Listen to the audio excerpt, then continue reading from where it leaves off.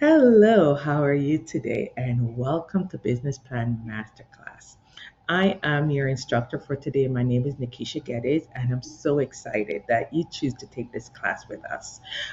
Today, I'm just going to share with you the key reason why you need a business plan for your business and also six key element that you need to write when writing a business plan.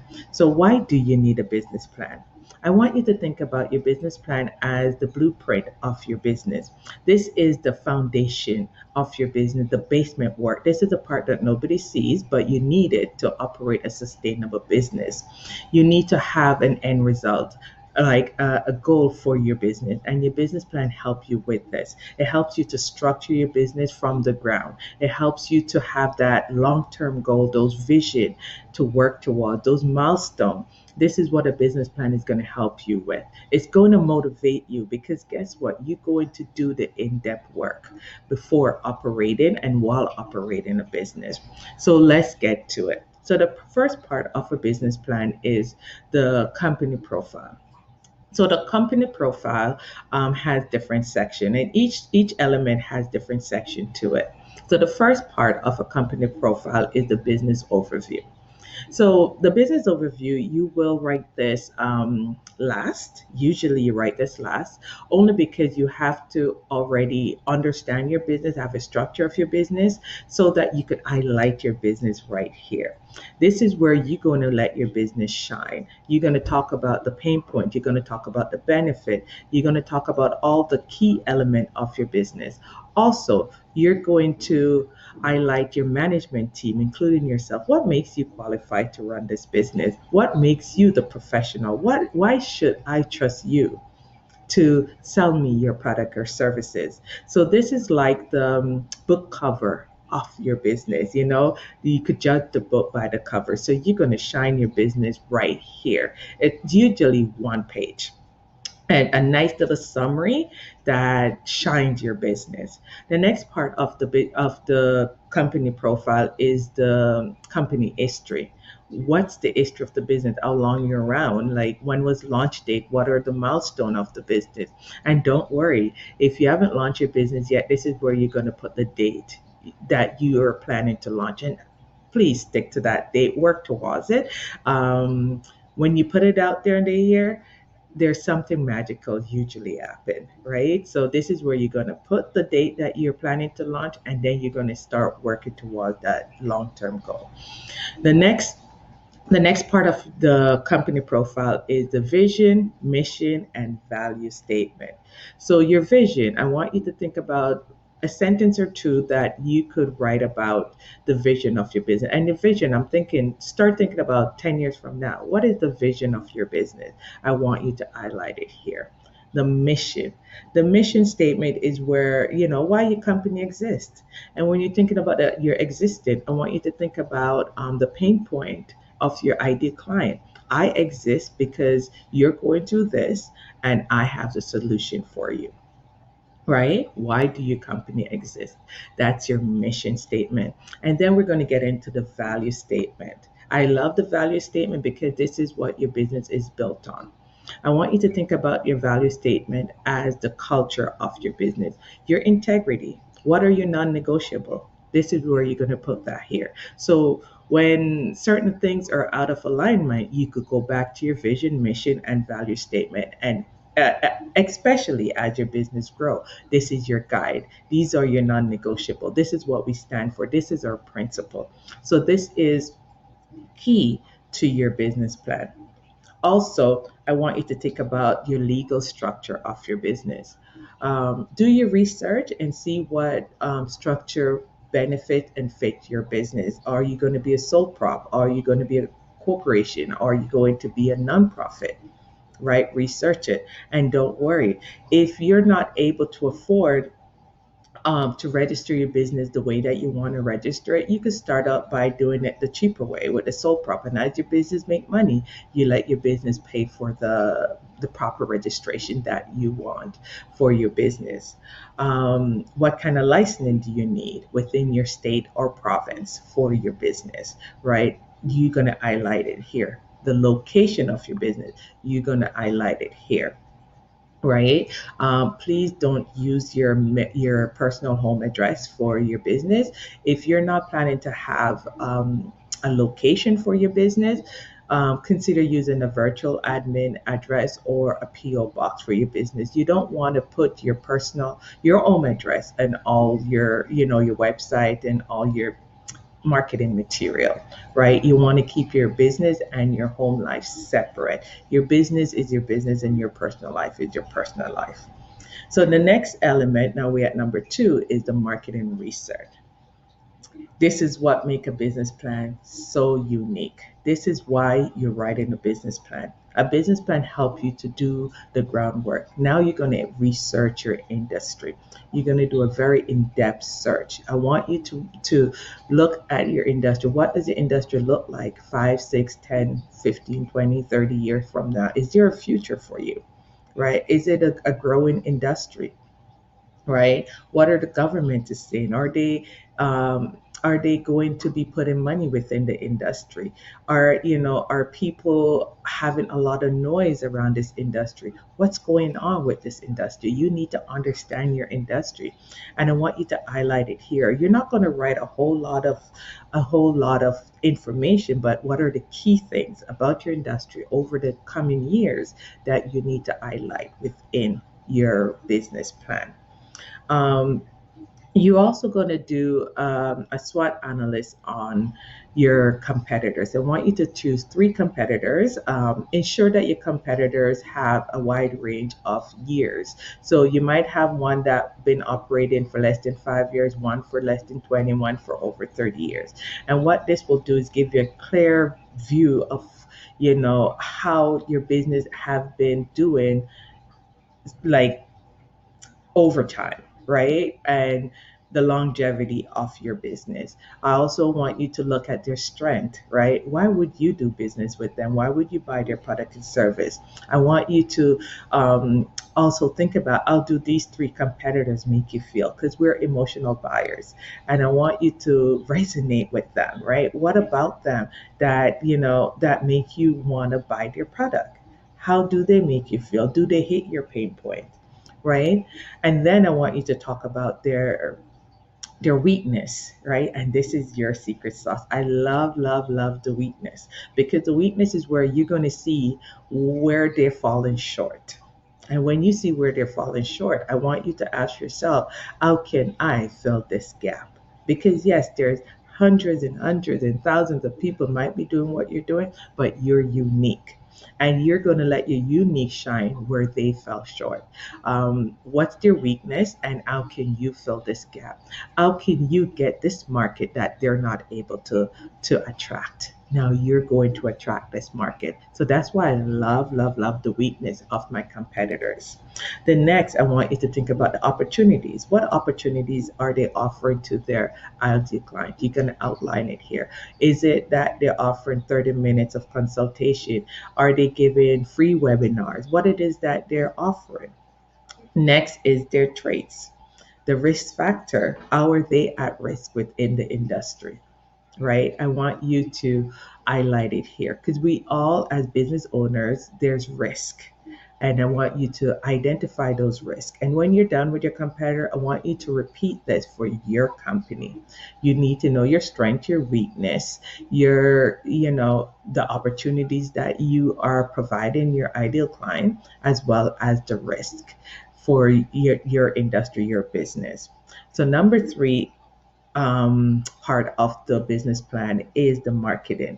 And this is also crucial. So, marketing, when you think about marketing, I want you to think about three marketing strategies that you could implement within your business: a primary, a secondary, and a third marketing strategy. So, let me give an idea of a marketing strategy. Say, for instance, you are I'm gonna say, for instance, you write books for children, right? And I'm gonna use the children book idea throughout this marketing process. So, say for instance, you write coping mechanism coloring book for children.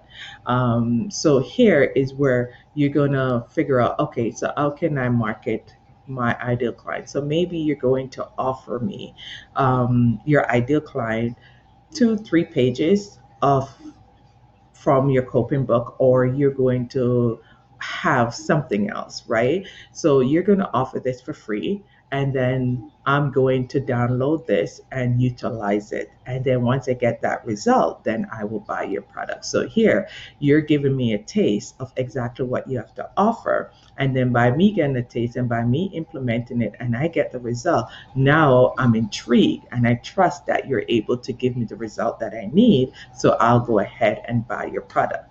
So say for instance now, yes, I downloaded.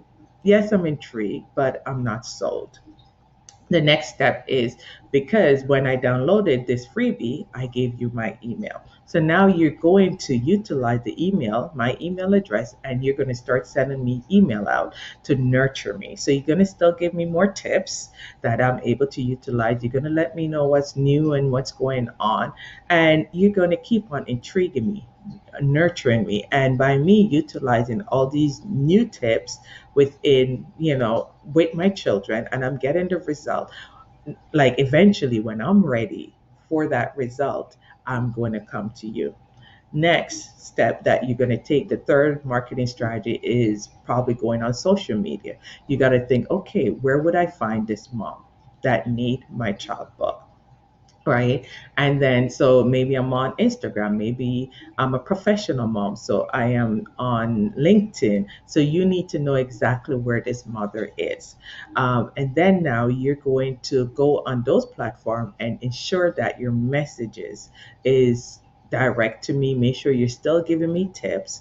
And then you're going to be very, very consistent. Consistency is the key. Repetition is the key. And so those are your three marketing strategy to get me to buy your children book, right? Coping book. Now we're going to get into the next part of the marketing piece, is think about the your marketing objective, right? What is the end goal? You want me to buy your book. You want me to buy your product or service, right? Another part of the marketing I want you to think about is your target audience. So your target audience is, who am I, right? So yes, you're selling children book, but you're really not targeting children. You're targeting mom. So what kind of mom am I? Am I a single mom? Am I a divorced mom? Am I a professional mom? Am I a free spirited mom, right? Be very specific. Next, what age group am I in? Am I a mom between the age of 18 and 25, or 25 to 35, or 35 to 55, or 55 and beyond? Right? You need to be able to speak directly to me, because the way you speak to an 18-year-old or 25-year-old mom is different than how you speak to a 45-year-old mom, right? The language is different. I've had children in my 20s and my 30s, and now I'm raising children within my 40s, and I'm completely different than when I was a 20-year-old mom, a 30-year-old mom, and a 45-year-old mom. So you have to speak to me completely different. You cannot use the same language you used with me when I had a child in my 20s, now in my 40s, right? So you need to know that. Who have buying power? Am I able to purchase this book without my partner? Right? You need to know this, because if I need to get permission from my partner to buy this book, now you need to target both of us and not just me. Right? So this is where you say, okay, parents, right? Or be very strategic with how you're targeting me. What's my annual income for the year? So is this an high-end product that you're selling or a low-end product? My income will is very important for you to know, to see if I'm able to afford your product, right? So that's it for the marketing piece. And your price strategy will basically geared around your target audience, right? How you price it, like who am I, how much am I making, also what are my interests, right? What is it that I want, what are my pain points? You need to highlight that within here in your marketing strategy. Like, my child is going through XYZ, so I need a solution. My child is suffering with anxiety, so I need your strategy to help me to help my child with their anxiety, right? So this is where you're going to outline all that. So the fourth part of your business plan is the operations. And this is also important. You need to know what system you need in place to help your business operate. Research the system. Do you need an accounting system? Do you need a scheduling system? Do you need to have Zoom? Do you need what system do you need? How are you meeting your client? How are they going to get their product or service? Think about when they purchase a service. What are you using? How are they going to pay? How are you going to get payment from them? How are you going to invoice them? You need to start thinking about that, and you need to have that here. Also, I want you to start thinking about your human resource, right? And when you think about your human resource, who is going to help you along the process with all the, if you have to hire people, who's on your management team. I want you to also highlight the your team here as well. So who do you need as your business grow? Who do you need to help you get to that vision 10 years from now? So do you need a marketing person? Do you need an admin person? Do you need a computer analyst person? I don't know. Who is it that you need to help you get to that vision? So you're going to outline it here. You have a team. Even though you're operating this business on your own right now, recognize that as you grow, you got to build your team. So you're going to outline it here. So as your business grows, you could go back to your business plan and say, okay, it is time for me to hire an admin. It is time for me to hire a marketing person. It is time for me to do that. You're going to outline it right here in the operational part of your business. The fifth part of the business plan is the finance piece. And I love this piece. This is money, right? We're all in business to make money. We're not going to lie, right? We need to make money. That's why we get a job, so we can make money. The reason why we're in business is so we could make money. We're not going to fool ourselves. So here is where you're going to outline all your startup costs, right? And when you think about your startup costs, I want you to think everything. Don't leave anything out. What is it that you need to operate your business to its full potential? And not today, 10 years from now, what do you need to help your business operate to its full potential? Outline it here. Do you need computer system? Do you need lighting? Do you need do you need licensing? Do you need registration? Your lease, and if you got to lease a property, first and last, what does that look like? I want you to outline all your operational costs, your startup costs right here. I don't want you to think about, well, I don't have the money to do that. That's okay. Start where you at. But by you outlining it here, as your business make money, you're going to invest the money from the business back in the business. And this is where you could go back and say, okay, now I could do this. Now I could do that. Now I could do that. Right. And then to get your business going fully. Right. Another part is the sales forecast. And I love the sales forecast because this is like you're setting financial goals for your business. I want you to set a financial goal your first year, second year, third year, right? How much do you want to make each year? And when you put these years down, okay, now you're going to go back and look at your product and service. How much of your product and service, how much do you need to sell of each product and service to get you to this financial goal? And you're going to outline it right here, right? You're going to have a sales forecast because investors need to see that, okay, you have the potential to make X, Y amount of money over a period of time. Right? So you're going to outline it right here. And this is also your goal. So you have your marketing strategies. Now, how hard do I need to make in order to make this financial goal in year one, in year two, in year three? And you're going to go back and revisit and what's working. And every time you accomplish those goals, you're going to go back and set new goals for your business. Your business plan is something that you repeat over and over and over. You go back and you alter it, you change it. As you grow, you change it, right? This is your blueprint. You set new goals as you go along. The next part is the cash flow. And you need to understand your cash flow. You need to understand how to manage your business financially. You need to understand how to do this from day one, right? So that as your business grows, you have a good handle on your cash flow. And yes, you're going to have an accountant, but you still need to know how to manage your business cash flow. You need to have an understanding of what's going in and out of your business. So yes, your business might make a revenue of $100,000 the first year, but recognize that that's not that's not profit, that's just revenue, what's coming out. And now here's where you're going to highlight your income, right? How much are you paying yourself? Because yes, you need to pay yourself. How much is the lease, right? What's coming out, what's the expense? So the lease, your subscription, whatever it is that's coming out of your business on a monthly basis, you need to highlight it here. On a yearly basis, you need to highlight it here. And then now, as your business grow, you see where your cash flow, you're able to manage that cash flow because you already highlight your cash flow within your business plan. And let me give you an example of what a healthy cash flow would look like. So a healthy cash flow would be, say for instance, you make $100,000 first year, and you pay yourself $40,000, and then your business expense was $20,000. You know that because you outline it here. And then so at the end of the day, your business expense was $60,000. Your business now revenue was $100,000, but the profit is $40,000 because you're minusing the expenses. And then with that $40,000, you could have a conversation with your accountant and learn how you can now take dividends out of the business, because as a business owner, you are allowed to have dividends out of the business. So this is a conversation that you're going to have with your accountant.